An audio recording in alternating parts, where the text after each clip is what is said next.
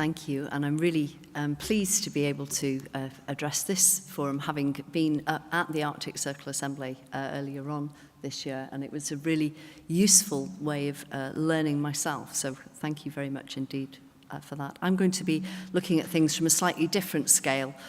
This is from Glasgow, which some of you might know is about an hour away on the train. It's not very far, and it's on the west side of the country, and therefore it rains a lot more than it does here, which is why sometimes we have to look at how our drainage system works and why we have a national development in the Metropolitan Strategic Drainage Partnership.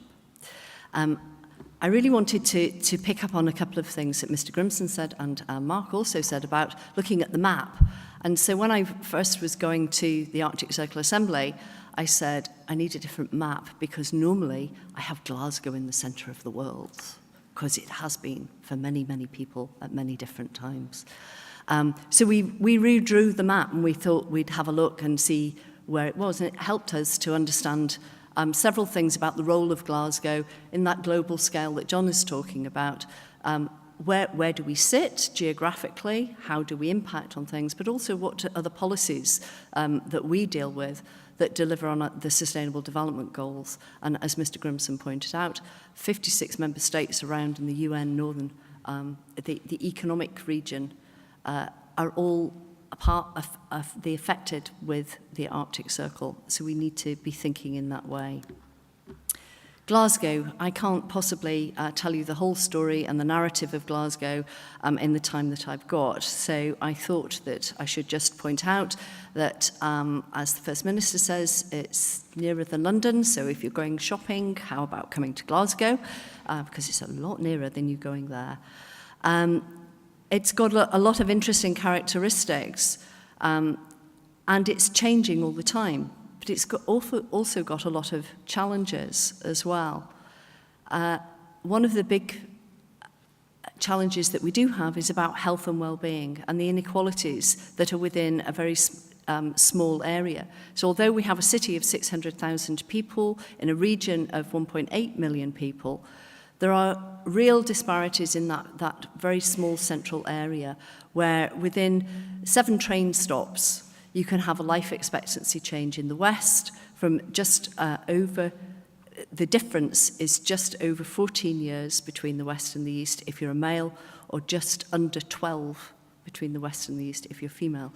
So the vulnerable and the inequalities happen within these big areas too.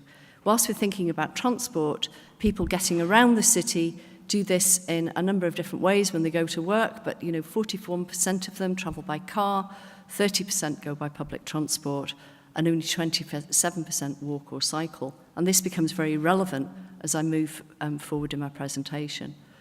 One of the other elements of the city is that an awful lot of people live within 500 metres of what we call vacant and derelict land.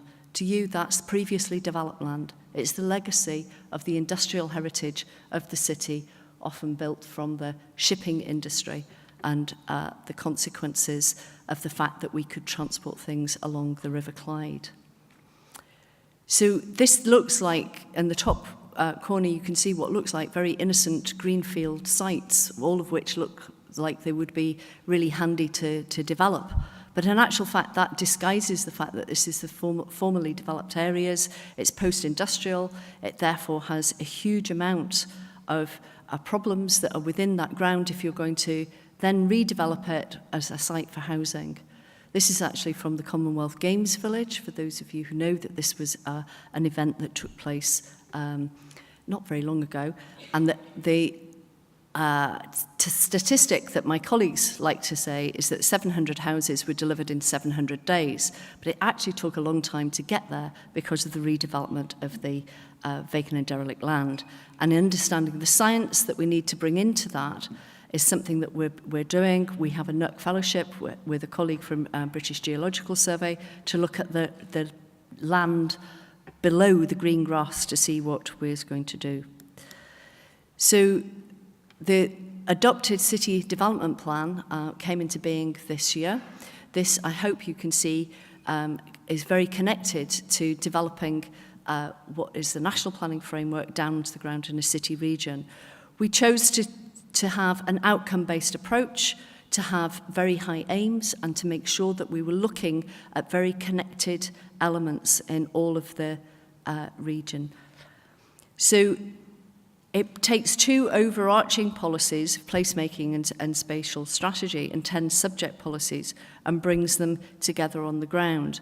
Our ambition is to have a compact city form. That is quite complicated given the post-industrial plus, the amount of vacant and derelict land that we have, and the connectivity and movement systems that we have to bring into play. So that's a good ideal. This is what it looks like in terms of the layering of the spatial guidance, because you couldn't possibly have the complexity of a city delivered in very simple ways. It would take us forever to keep writing a detailed place. So what we have here is the priority areas, and you will see that the River Clyde and the city centre is a very top priority for us, partly because of the opportunities of the economic development for the future, but also because of the legacy of the past. But one of the things that we are very clear about is our other overarching policy is about placemaking and design. That means that everybody has to consider what the place is going to be like. That means you have to bring it down to the human level. This came out of work that we did in the East End. The area that we were just showing had been redeveloped, where we began to understand what were the social determinants of health, what made you healthier, what helped you to have a better life. And so we now require that people look at that and don't just look at the little red line. The image in the middle gives you a red line. You've got to look beyond that. One of the policies that we had, I mentioned that we've got 10 subject policies, one of which is about sustainable transport. And it's getting back to the point that was being made earlier about doing. We're now looking at, although we've got the policy in place and the supplementary guidance, what's the impact of that policy? How are we going to make sure it works properly, and how can we influence other people to deal with that?